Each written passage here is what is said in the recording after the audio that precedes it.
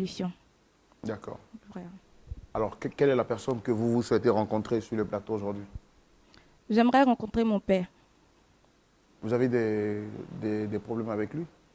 Oui, j'ai de sérieux problèmes avec mon père. Et je voudrais vraiment que vous nous aidiez à, à trouver une solution. D'accord. Mais est-ce qu'avant de venir ici, vous avez pris soin de trouver d'autres alternatives, d'autres solutions, d'autres voies pour apporter solution à votre problème?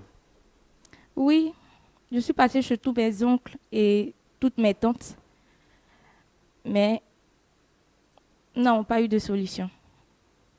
D'accord. Donc c'est pourquoi je suis là aujourd'hui. OK. Nous, on ne va pas faire durer le suspense. On veut comprendre qu'est-ce qu'il y a dans votre... qu'est-ce que vous avez comme problème avec votre père. Et, alors, Samira, vous me dites que vous avez un problème avec votre père qui dure depuis un certain moment. Vous avez tout essayé. Et sous recommandation d'une amie, finalement, vous êtes venu sur ce plateau pour trouver un point d'accord final. De quoi est-ce qu'il est question exactement? Alors, l'histoire a commencé il y a 20 ans, à passer la nuit dans le canapé. Le lendemain, lorsqu'on l'a trouvé, il nous a dit non, ce sont des histoires d'adultes et qu'ils allaient vite trouver une solution. Nous les avons laissés, ils ne sont partis à l'école. Et Dieu, que la dernière fois, on était sidérés, mais à un point où on ne savait même pas quel démon habitait papa.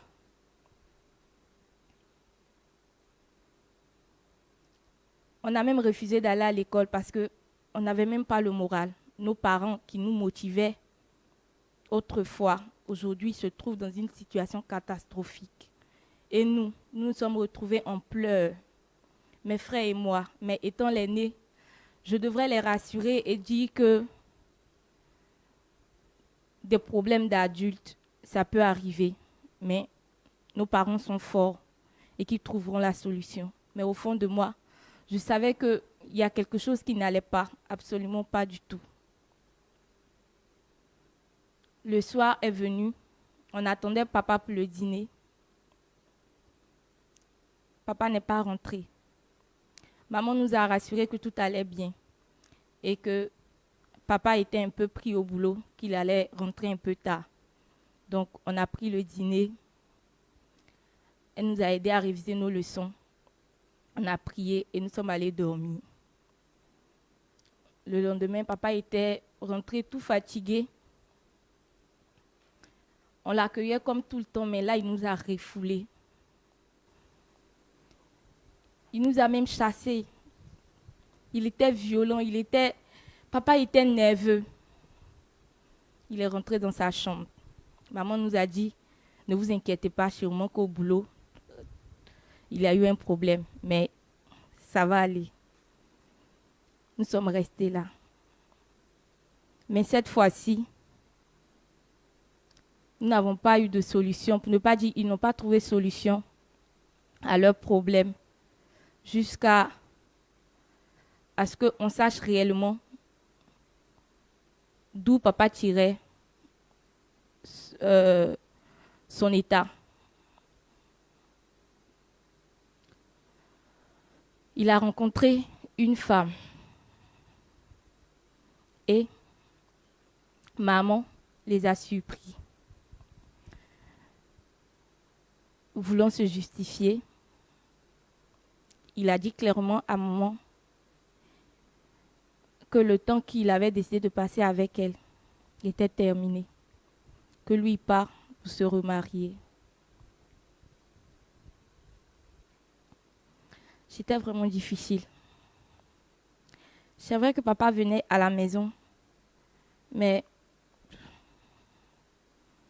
c'était plus c'était sa présence. Sa présence est égale à son absence quand il est là. Il n'avait même plus d'intérêt pour nous. Souvent, il nous disait, je viens pour voir si vous êtes encore en vie. On le voyait souvent, même si c'était plus comme avant, mais on était content de le voir. Papa est resté violent. Quand vous parlez de violent, qu'est-ce qu'il faisait exactement qui vous prouvait qu'il était violent?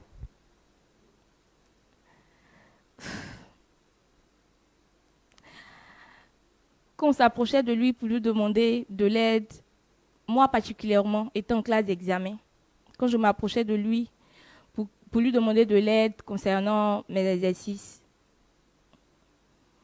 il me battait, sans raison. Il me disait que j'étais une poisse. Et papa est resté ainsi, même devant mes petits frères. Il pouvait enlever sa ceinture et me battre parce qu'il disait que j'étais une incapable. Il me disait que il ne savait même pas pourquoi il m'avait mis au monde. Papa était devenu une autre personne. Il était devenu une autre personne jusqu'à ce que on Il ne vous le battait voie. vous seulement ou est-ce qu'il battait d'autres personnes, vos frères et d'autres personnes? Mes frères ne s'approchaient plus de lui. Mes frères ne s'approchaient plus de lui.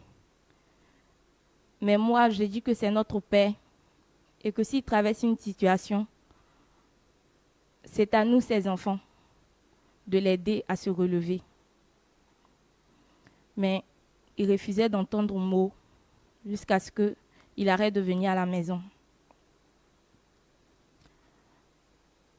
Il continuait de payer la maison où on habitait durant 5 mois après son mariage.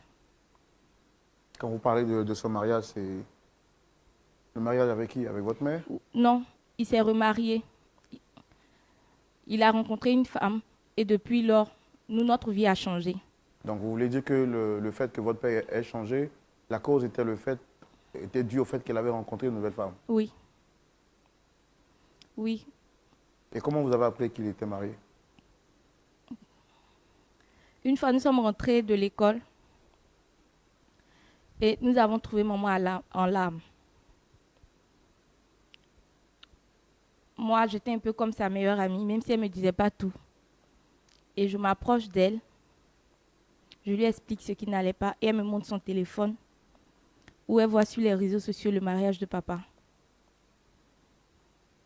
Donc c'est sur les réseaux sociaux que vous avez appris que votre père s'est remarié. Oui. Est-ce qu'avec votre mère, il n'était pas marié? Non, ils avaient juste fait la dot, mais pas de mariage légal. Et maman était déboussolée. Donc après combien d'années de mariage, de vie commune, Après 20 ans de vie il n'avait commune. jamais marié votre mère? Non.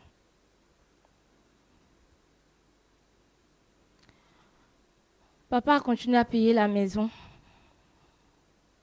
pendant 5 mois et après plus rien. C'était difficile. C'était notre première fois de vivre une vie de misère. On était malheureux. On n'avait plus de soutien parce que maman ne travaillant pas, nous n'avions plus de quoi payer le loyer et même de quoi payer même ne serait-ce qu'un pain sucré. C'était tellement... On a été chassés de la maison où on habitait. Là, c'était le comble. On a été chassés. Momo ne savait pas où mettre la tête. Elle ne savait même pas comment elle allait faire. Elle ne pouvait pas me regarder droit dans les yeux.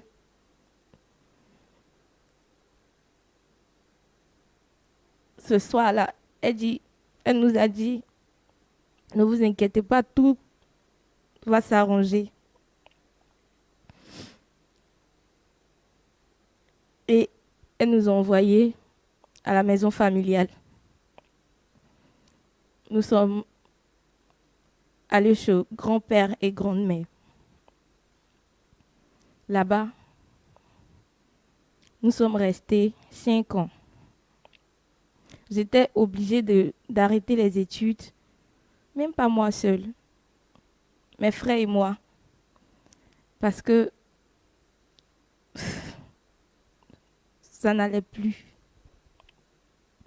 Ça n'allait même plus. Je voulais trouver un petit job pour aider maman. Mais partout où je passais, les hommes voulaient d'abord coucher avec moi avant de m'embaucher ou avant de me donner même ne serait-ce qu'un travail de servante. J'ai refusé catégoriquement parce que nous n'avons pas eu cette éducation. Une fois, je marchais dans la rue et je rencontre un ami qui me dit « Je ne sais pas pourquoi tu te joues les malheureuses tandis que ton père est bien nanti. » J'ai souri et je lui ai dit « Tu sais de quoi tu parles ?»« Non. Si papa était bien nanti, nous n'allons pas quitter la maison. Bon, ils n'allaient même pas nous chasser parce que quitter encore, c'est encore beau. » Il dit effectivement, ton père c'est M. Cano. Je dis oui. Il dit mais même la maison où vous habitez, ça lui appartient. Je suis restée. Attendez, ce que vous me dites, c'est quoi? La maison dans laquelle vous étiez, où vous avez été chassé, vous avez dit que vous n'arriviez pas à payer parce qu'il payait la maison pendant 5 mois. Après 5 mois, vous avez été chassé de la maison. Et vous avez appris que la maison appartenait à qui? À votre père? Effectivement, la maison appartenait à papa. Et comment se fait-il que vous avez été chassé de la maison? Il nous a toujours fait croire que c'était une maison en location. Donc, on ne savait même pas pourquoi. Il venait nous donner de l'argent. Nous, on tenait, remettait ça au propriétaire.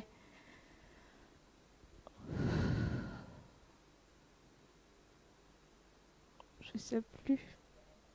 Et quand vous avez été chassé de la maison et que vous avez appris par la suite, quelle était votre démarche ou la démarche de votre mère auprès de votre père? Je ne me suis pas arrêtée là. J'ai repris mes esprits et j'ai décidé de mener mes enquêtes. Après recherche, j'ai constaté effectivement que papa avait plusieurs propriétés, dont la maison où nous habitions. Donc j'ai cherché à le rencontrer et lui demander de l'aide. Parce que je veux retourner à l'école et j'ai mon petit frère qui est gravement malade. Maman n'a plus rien, même pas un rond, pour payer ses frais d'hôpital. Donc, que papa nous vienne en aide. Nous avons besoin d'aide. Nous avons besoin qu'il nous aide à reprendre notre vie. Je sais que ça ne sera pas comme avant, mais on a besoin de sentir que nous avons un père quelque part.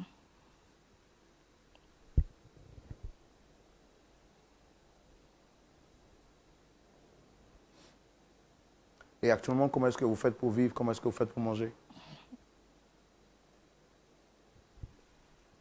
On est toujours à la maison de grand-père. Et il nous arrive des moments où, même de l'eau, nous ne gagnons pas pour boire. Parce que les parents de ma mère, eux aussi, n'ont vraiment pas les moyens. C'est vraiment difficile. Donc, souvent on peut avoir une petite pièce d'argent par une amie de maman qui vient nous rendre visite. Souvent aussi rien. Rien du tout. Si je comprends bien, vous avez arrêté l'école en classe de terminale. Oui. Vous avez obtenu le bac? Non. Je ne suis même pas allée jusqu'à la fin. J'ai arrêté d'aller à l'école au troisième. À cause de tout cela que... Oui. D'accord. On va recevoir votre père tout à l'heure. On a tout fait.